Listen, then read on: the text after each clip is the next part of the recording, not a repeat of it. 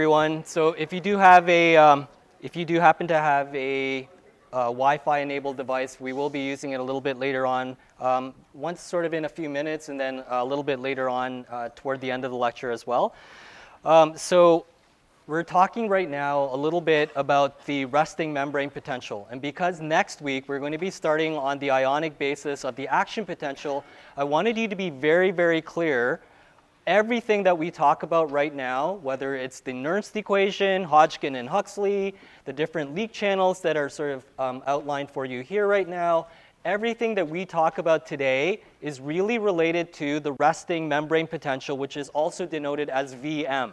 So if you see Vm on your term test, it just means that we're talking about what is the normal resting membrane potential, what is it doing when it is not being active. Later on, because I think it's really important to understand where we're going to be going after we get through these fundamental discussions, is later on we'll be talking about some really interesting aspects of neuroscience on how neurons can get infected, about how different molecules that we're interested in, like mRNAs, how they can actually travel between neurons and they can communicate outside of normal neurotransmission and synaptic transmission that we'll be looking at to begin with. So there are some really interesting topics coming up, but we need to go through and talk a little bit about leak channels, why leak channels are important in our discussion about the resting membrane potential, and that's really all that we're talking about today. And I'll highlight the areas where we're not only talking about resting membrane potentials. So if you can go to menti.com and then enter the code. And Kate, do I have to switch the screen at this point? Yes, if you can tell me how to switch the screen, that would be awesome. Windows cap. Okay. Nope. Windows.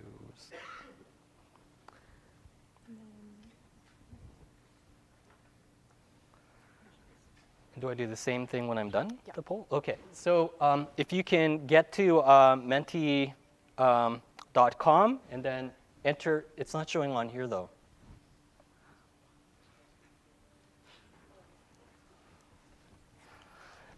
And the code number is 811956, and we're doing question number 1. If you happen to go to menti.com and you can enter 811956. So I just want to know how many students are actually here today. So this is sort of a quick way to get some information about that. So I'm also hoping that you are doing okay so far early in the semester. And hopefully you'll stay doing well during the entire semester, both in terms of mental health, academically, and everything else.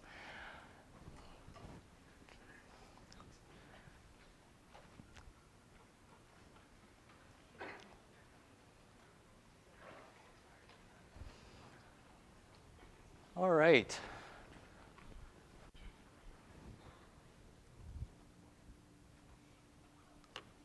Sorry, Kate, and I think I'm going to need your help again because I'm not sure how to get back to the other screen, which is the second question. But there are not so many happy people here, which is sad to see, I guess. But hey, we're here at U of T, so a little bit of unhappiness kind of is maybe the expected norm. And then if you can now plug into menti.com and then just tell me, like, which of the following ions would you be?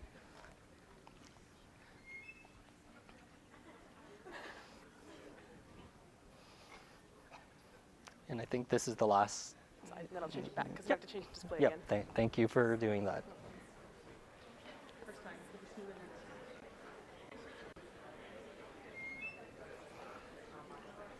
Maybe I should have asked it in a different way, which of these ions do you think I am, but I'll just ask how you're feeling right now. So look at all those neurotransmitters floating around.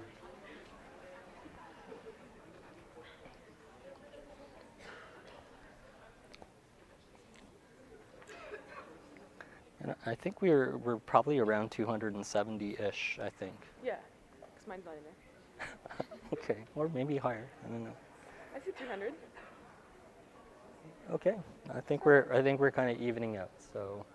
Changing back.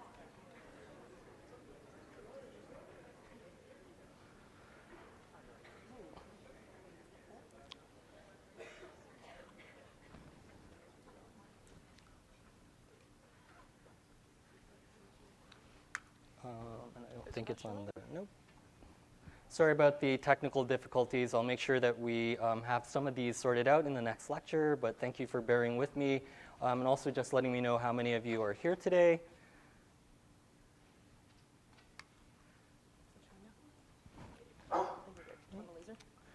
Nope, I'm good, thank you. So some of you were asking, do you need to know different things that were on this slide? And I will tell you that you do have a few questions related to being able to tell me what sorts of channels you might be measuring. Not on this slide, which I really wanted to emphasize also, is the perforated patch. So when you're taking a look at this whole cell recording, on this particular configuration, one of the things that we see is that you are able, because you are attached to the entire cell, is to measure all of the channels, the leak channels, the ligand-gated channels, every single channel you have access to on this particular neuron. And if you're thinking a little bit about the other condition, which is also whole cell, is a perforated patch a whole cell recording? And indeed it is. So in the whole cell configuration, we include antibiotics within this electrode or in this micropipette. We touch the cell, the electrode contains antibiotics, which will then form pores or channels that will allow for the membrane to be dissociated in a slightly different way. And that is also an example of a whole cell recording, meaning that in that configuration, in a perforated patch, all of the channels are recorded simultaneously. The two other conditions that we looked at very briefly, and I'll give you some more instruction on what you need to know for that on the term test, is the outside out and inside out patches where we only have a small section of the membrane. We're not looking at the entire cell in its entirety, and here we're looking at only single channels. We only have one or two channels, and we can measure what is happening there specifically. So again, just to keep all of that sort of in mind for what we're going to be talking about today. So we also started off looking at the squid giant axon. The reason why we started with the squid giant axon is that it's no longer a model system that we use in neuroscience. There are very few labs that continue to use this, mainly because at the time, back in the 1950s and 60s, in order for you to do biochemistry, in order for you to go and confirm the intracellular, extracellular concentrations, you needed something that you could see, that you had easy access to, and that also allowed you to squeeze out the contents of the axoplasm, the intracellular contents of the axon, and then to reproduce them faithfully down here at the bottom, and that when you put the same solution that you created, that you were able to actually generate an identical action potential after you had perfused the same large diameter axon that you are seeing here. So through those types of early experiments, different individuals saw that they could measure things like the extracellular or intracellular concentrations within these axoplasms. And I'm just going to highlight something that wasn't on your previous diagram on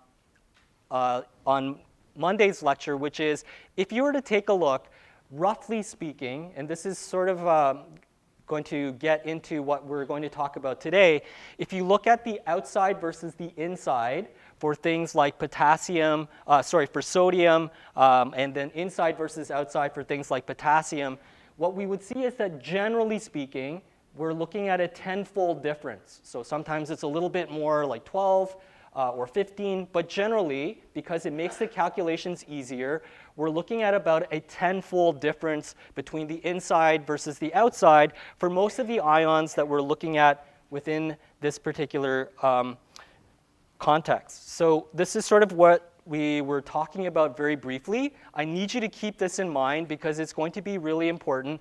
I don't want you to get worried about math because I know that math is like one of your favorite topics and you love doing calculations. I never did, so I'm hoping that we'll keep it really simple and we'll have a really simple review so that you understand what's happening. And I mentioned also that when we started to take a look, we have these leak channels. These leak channels are what is responsible for this resting membrane potential that we are measuring. The big issue, though, is that even though we know about these leak channels, and even though we know that it's likely going to be 4 different ions, whether it's sodium, potassium, chloride, or calcium, which I just showed you on the previous slide, we really don't have an exact measurement. So there's a little bit of a discrepancy between what we know might contribute to the resting membrane potential and what we actually measure.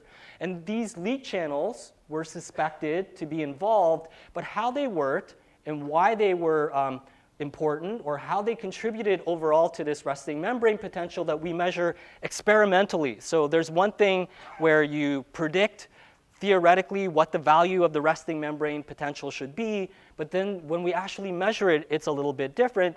Just keeping in mind these leak channels are more like open holes. They just allow ions to pass through regardless of the concentration gradient, and just keep that in mind for the time being. So it becomes a really important consideration that these are simply like open holes that are specific for the ions that we're looking at. We have not really started talking about voltage-gated channels, even though last week we looked at ligand-gated channels, and we looked at it again on Monday when we talked about acetylcholine and we talked about GABA. Those are ligand-gated channels, but they do not participate right now in this resting membrane potential. The only things that do are these leak channels, and what we're trying to figure out right now is where is this discrepancy coming from? I also mentioned to you that this diagram or this equation is something that you should also keep in mind.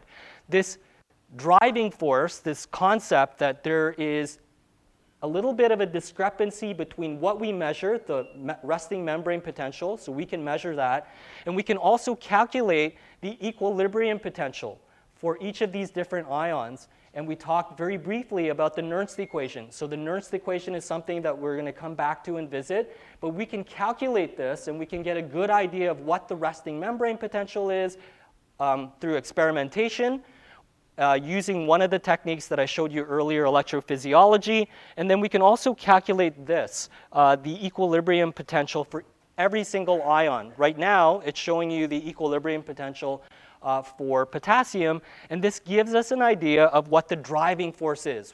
So if I know that there's no difference between what I measure and the concentration difference through the Nernst equation, it's like they're identical, they're equal, versus like having a larger driving force. So they're further apart. That means that there's a bigger driving force for that ion to be moving. And that's really what we're interested in discussing a little bit today, to help us understand the resting membrane potential, as well as, more importantly, how this driving force led to the discovery of the action potential and the mechanisms behind that. So again, if we rework the equation, Ohm's law, just a little bit, and we know that Ohm's law says that for any linear response that we can measure, where we see the input or the flow of ions is related to the voltage changes that we can deliver to it, that we get this linear response. And through this V equals IR, if we just isolate for current, the actual movement of ions, then the equation can be rewritten as the number of open channels, or the conductance and the flow of ions through those open channels, times this driving force that we're so interested in. And that tells us a little bit about the current. And this is, again, a really important slide for you to refer back to. Right now, it's been very theoretical, but I want you to keep all of this in mind for the time being. So now we're going to start talking a little bit about that discrepancy. So we measure, for example, that the resting membrane potential might be minus 65 millivolts. And then when we go in and use Nernst, because we know what's inside the cell and we know what's outside the cell, and we actually calculate things through Nernst, we don't get one single ion that actually tells us that this is what causes the resting membrane potential. None of those values actually would match up. But we do know one thing, and there are a couple of other things that I skipped through really quickly. We know that it has to be a cation. That was one of the first things that Hodgkin and Huxley and others started to realize very quickly, that it had to have been a cation or a positively charged ion. And if we take a look, if we look at some of these different currents, we also know that the membrane potential should fluctuate, especially when we're looking at the action potential. But we know that the resting membrane potential can't be due to an anion. I won't go through all of the proofs of principle for the time being, but it can't be an anion, so chloride is ruled out immediately. Plus, chloride is already close to the resting membrane potential. If it was only due to that, we would never be able to change, or it would be very difficult to change this resting membrane potential. And we know neurons use this change in resting membrane potential to signal. And so it has to be two different ions. It either has to be potassium or it has to be sodium. And if we do all of these different calculations, it turns out that none of them are actually all that similar to what we actually measure. And what I told you in the last lecture is that that's because if you were to take a look, there is a bigger contribution of potassium than there is for sodium. The number of leak channels that we have for potassium far outnumber the number of leak channels that we have for sodium.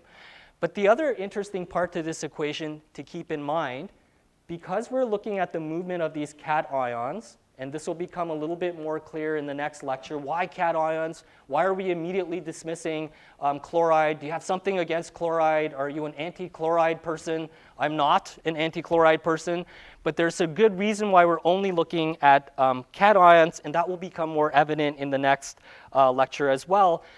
By changing the relative permeability or the conductance for these different ions, we can actually move the membrane potential closer to the equilibrium potential or the value for one ion versus the other. So we can move it along this spectrum. And I'll come back and try to illustrate this for you in a slightly different way in a few moments. Before I get there, because most of this has been a recap, do you have any short questions that I might be able to answer for you now? Or anything that wasn't so clear on my recap?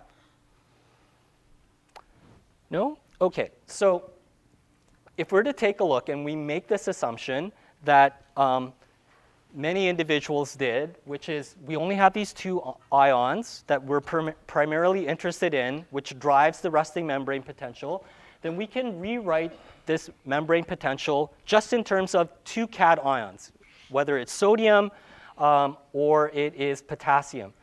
And again, if we rewrite this, we can actually generate what is known as the Goldman-Hodgkin-Katz equation, also known as the constant field equation, which is written in a slightly different way, and I'll explain why it's written in this way in a few moments. And we use this value here of 58 log. And again, this will become evident in a few minutes. You don't need to memorize this equation. It's not something that's all that important. It's more important to understand how this equation and the concept behind it got incorporated and how we derived this originally. So please don't memorize this or try to memorize all of the different aspects to this. It's something that you've seen, and I want you to understand how we came to get this particular equation related to the resting membrane potential. Again, all of our discussion today is about the resting membrane potential under normal conditions. When it's not doing anything, how do we account for the membrane potential of this neuron? So at rest, we know that we have different ions that potentially have a gradient to allow them to flow in.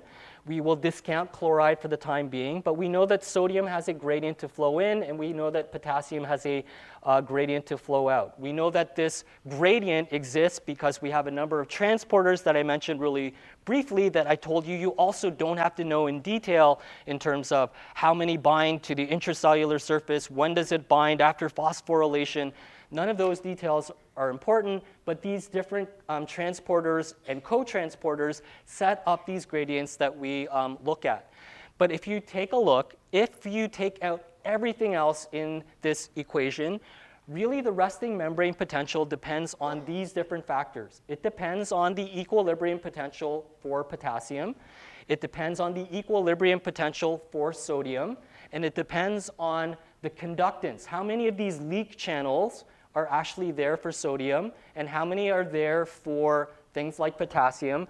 And do we have pumps that actually maintain this gradient for them to actually make use of? Because remember, these are just open holes. Leak channels are open holes. They only depend on their concentration gradient, and there has to be a concentration gradient for ions to move. Do you have any questions about this before we go on, or anything else? No? Okay, so we already know that when we start examining these different groups of ions, that we have discounted chloride, so we're only interested in sodium and potassium.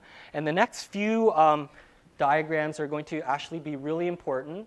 These, again, are related to leak channels, so they're all going to be linear. If you ever see a curving type of IV response curve or an IV curve, it means that it is rectifying, and that means that it's likely voltage gated or it's ligand gated, and we'll talk about that in some more detail. So these are the exact same experiments that individuals like Hodgkin and Huxley and others started to do. So again, just to orient you a little bit, this is the way that you would draw an IV curve. So if you're asked to draw an IV curve, you draw this plot. You put on the y-axis that you're measuring current, and you can denote that however you want. The individual measurements like picoamperes, you don't need to actually indicate that, but you should indicate that you know that current is on the y-axis, and we are measuring the membrane potential, or we are manipulating the membrane potential as part of this IV curve. Now again, keeping this in mind, and you might want to jot this down in terms of your notes, if we are talking about a cation, so a positively charged ion, and it doesn't matter if it's monovalent, it's a single charge, or divalent, a double charge, etc. What we are looking at above the x-axis, so in this quadrant up here, so above the x-axis, we are looking at the flow of ions out of the cell, as is indicated there. And that is a standard that we use, okay? And if we are looking at anything below the x-axis, so anything down here at the bottom, we're actually looking at the flow of ions into the cell. Okay, so this x-axis helps us to know if ions are flowing inward or if ions are flowing outward. So if I were to go back in, either experimentally, so at rest, knowing what the concentrations intracellularly and extracellularly are, I could look at what is known as the reversal potential for potassium. And the reversal potential is really this. It's wherever it crosses the x-axis, that means there's no current. So right now, we have nothing on the y-axis. It means that it's at 0. This is the reversal potential.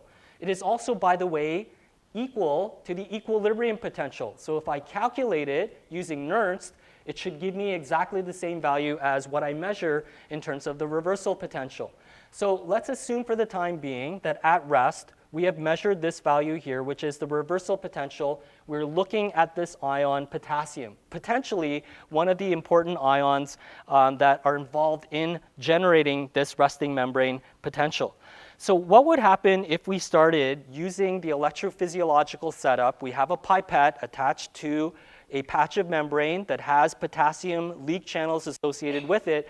What if we were to inject positive charge to a cell? So if we inject positive charge into a cell and then we change the membrane potential will become more positive. We'll be moving in this direction and assume that we actually have this leak potassium channel.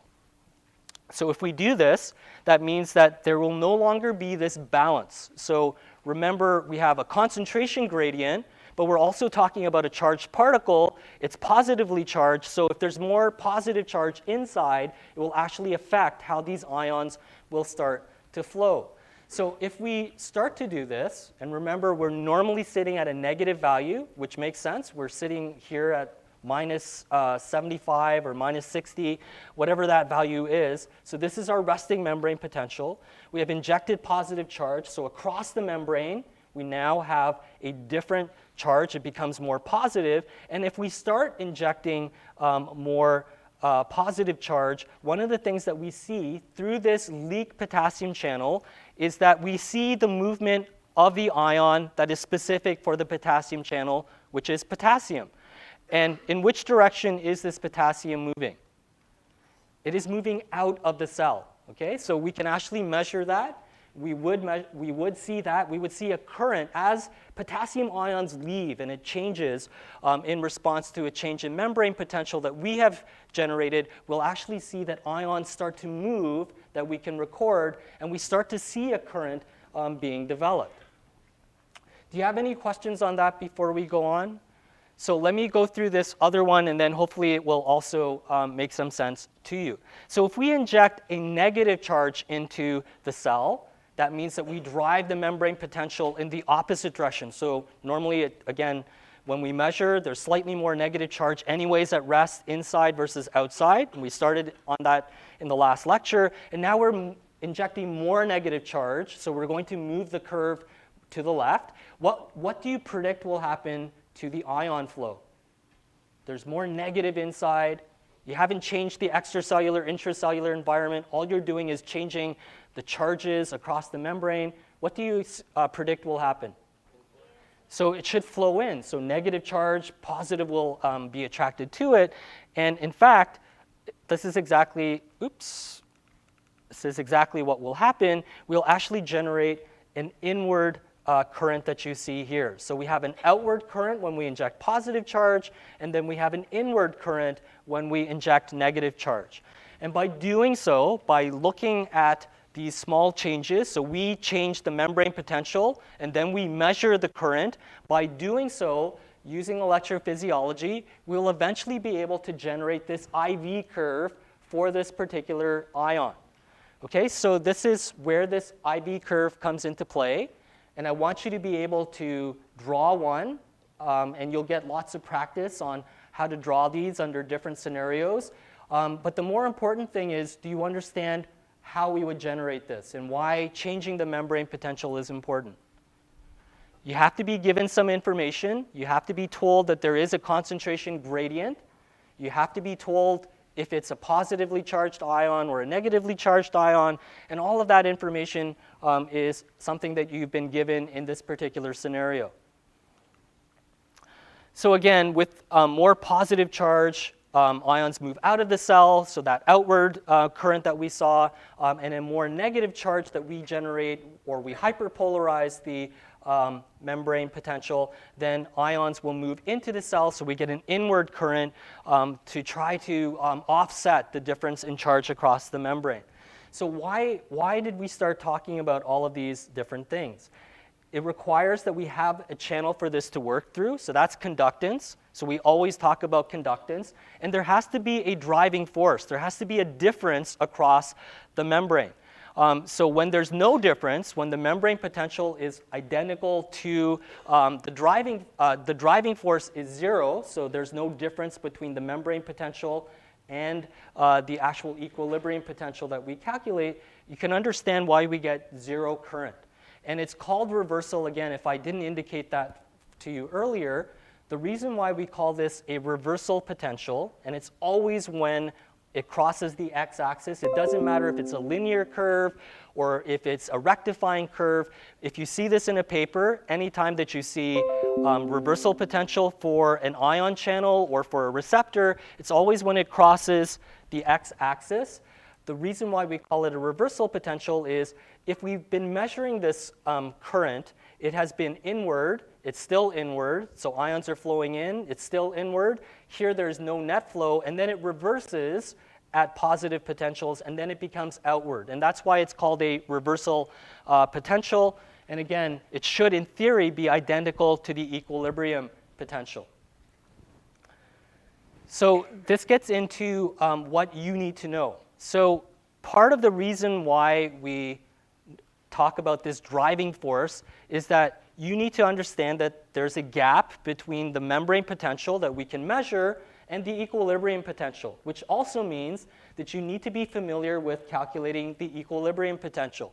So this is something that you should probably go back in and if you haven't memorized it in PSL or in Bio 271, it's something to make note of and go back in and start memorizing. For any particular ion, this is the equation that we will use. And we are using this value of 58. And I asked my colleagues across neuroscience about 4 or 5 years ago to use this value of 58 in whatever lectures they're using. So hopefully that's a number that you're all familiar with. And let me explain why that number was derived. So when we look at the original equation that I showed you on Monday, this is the equation I showed you for the Nernst on Monday. So if you take RTZF, you end up with this value of 25 millivolts, but you're using a natural log. That's not something that most of you are familiar with, using a natural log. So if you convert natural log to a log base 10, which is what you are seeing here on the right, you multiply this by 2.303, and when you multiply 25 by 2.303, you will end up getting 58, and you go back to log base 10. And why are we interested in all of these? So the reason why we're interested in all of this is one other reason. And again, hopefully it's a review for all of you, but let's make sure we're all on the same page. How many of you love log 10? There's no love for log 10. Okay, one person loves log 10. If the concentration outside and inside are equal, so outside it's 100, inside it's 100, so that means log base 10 of 1. What does that equal? Any ideas?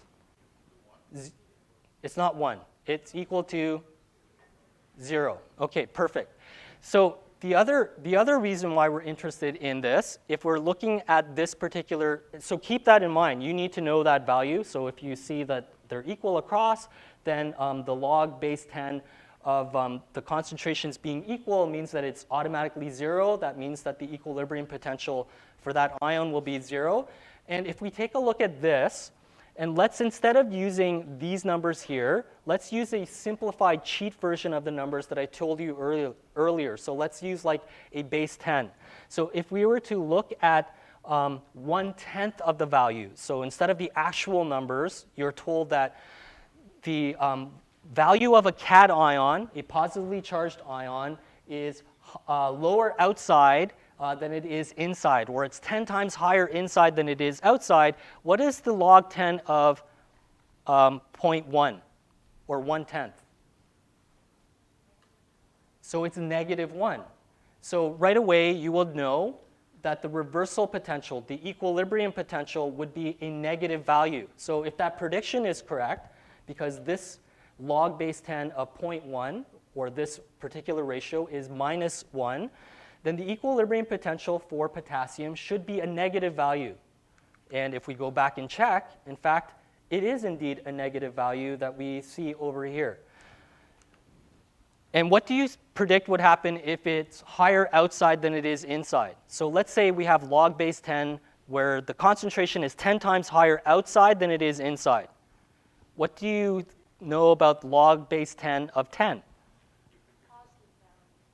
It's a positive value, so it's +1, right? So it would be a positive value. Can you think of an ion that you have a higher concentration outside than you have inside that is also a cation?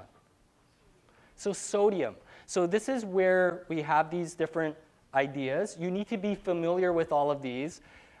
And I'm going to give you lots of practice to make sure that you're comfortable with all of these different scenarios, because you're going to encounter them on the upcoming term tests. And again, this is sort of a cheat sheet for you as well to make sure that you know these values.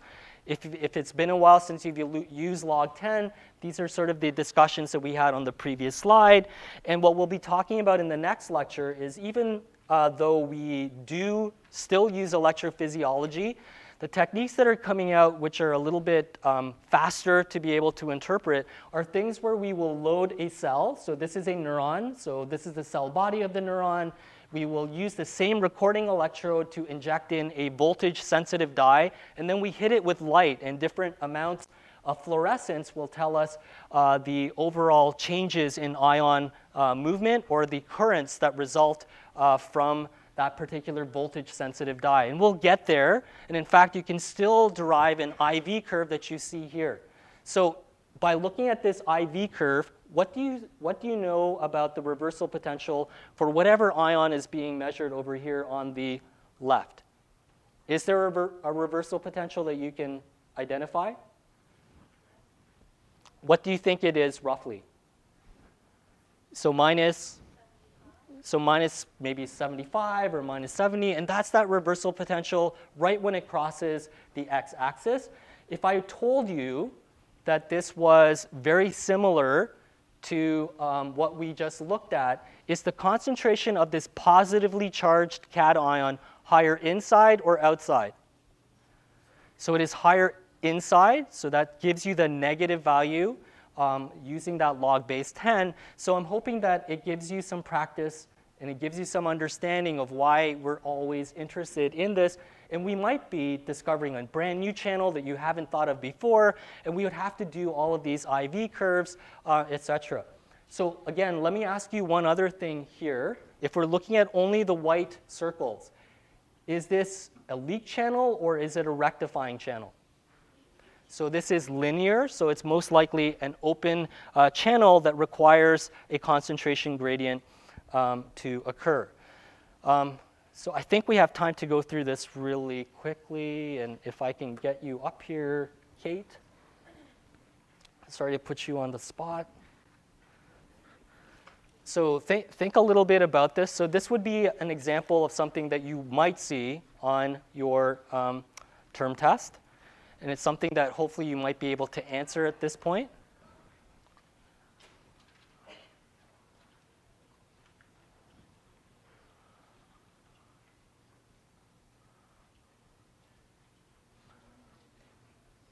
Oh, I don't think they actually get the whole question on here. Okay, so let's just skip that for the time being, and I kind of know roughly how many students are here today, so that's fine.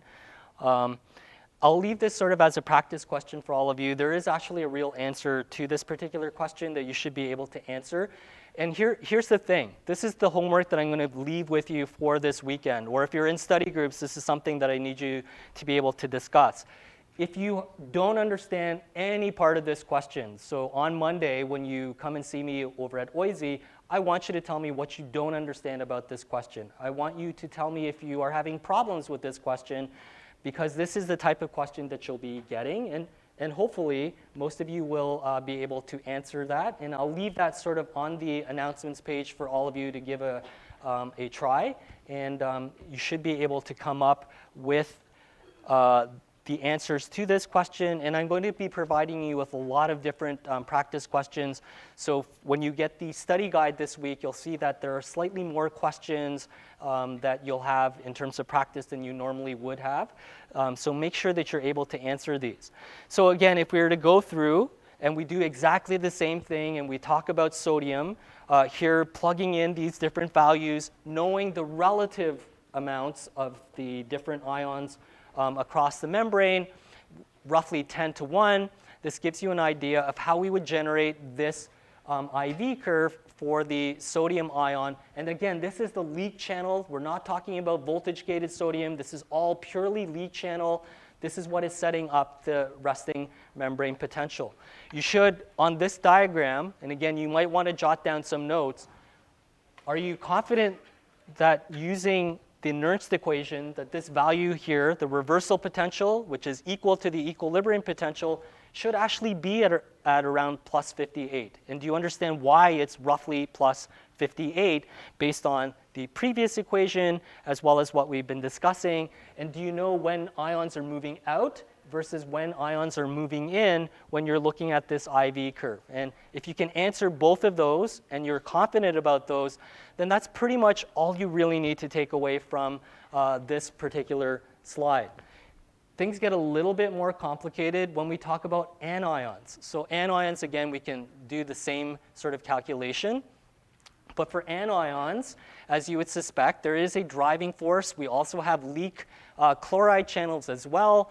And if we were to take a look, if you look at the axis, it's just a little bit different. So if we look at the IV curve, we're actually looking at a flip where above the x-axis, we're now looking at ions flowing in versus ions flowing out.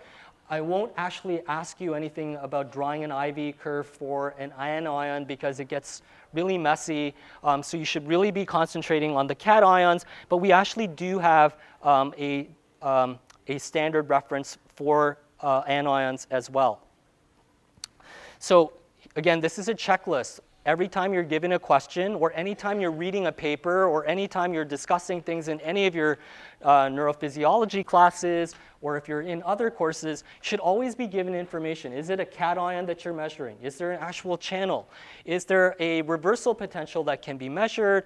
And do you know the relative amounts of the ions across this particular channel? And all of the multiple choice as well as short answer questions kind of lead around these different points. So again, if you're completely lost or you're not sure, please come and see me early. It's really not that complicated. I know that sometimes you have to struggle with it a little. That's where we're giving you practice questions. But as soon as you get this concept, it will stay with you forever. You'll be able to walk into any neurophys class and you'll be able to answer any questions as long as this checklist are things that you are able to address. So this is a good checklist when you're going through the multiple choice test for term test 1. Like, am I given this information? What does that tell me? This should be the sort of way in which you're tackling each of the different questions that you're given. So again, I'm just going to get to the leak channels. So you can already tell I kind of like structure diagrams. Here we're looking at a leak potassium channel. Keep this in mind. This is the prototypical structure of a leak potassium channel. What we're looking at is the extracellular surface out here, the intracellular compartment down here. And this is a little bit misleading. This is a leak potassium channel. It is a prototypical leak potassium channel. But what you're actually seeing here is 2 subunits that have dimerized. So we see 4 transmembrane domains. So domain 1, domain 2, 3, and 4. But the reality is we actually have 2 separate potassium subunits coming together to form this structure that you see here. And this is why we have, if you were to read the literature, you would actually see that it is a dimer for a leak potassium channel. The other thing to keep in mind, as you would suspect, we have a number of different types of leak potassium channels. These are not even voltage-gated potassium channels. If you were to take a guess, and if you're without Googling it or using Alexa or anything else, without going through any of those search engines, can you tell me how many different leak potassium channels we have? There are more than what is up here. Rough guess? If you are within 2, I'll give you a question in advance, without Googling it though. 50. Okay, any other guesses? You get one more guess. Yes. 100. Okay, none of you are within 2, so it's 77 different leak potassium channels. I'll give you more chances next week. You'll still have chances to kind of get things done. But I want you to be familiar with the structure, what's intracellular. The N-terminal is intracellular. We have 4, or we have a dimer, and we have the dimer forming this 4 transmembrane domain, and the channel, the leak portion is actually a little bit different, but I'll get into those details in the next lecture. And the intracellular carboxy tail is also something to highlight.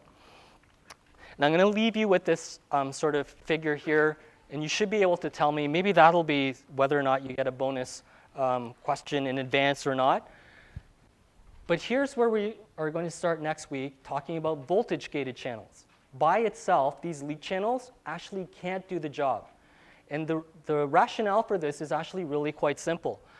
We know that we have a cation moving through a channel, and we know that the membrane potential can vary. We can see spiking. We can see these massive changes in the membrane potential. It doesn't always sit at minus 75 millivolts. People have been measuring that since the 1800s, the late 1800s. They've actually been able to observe this.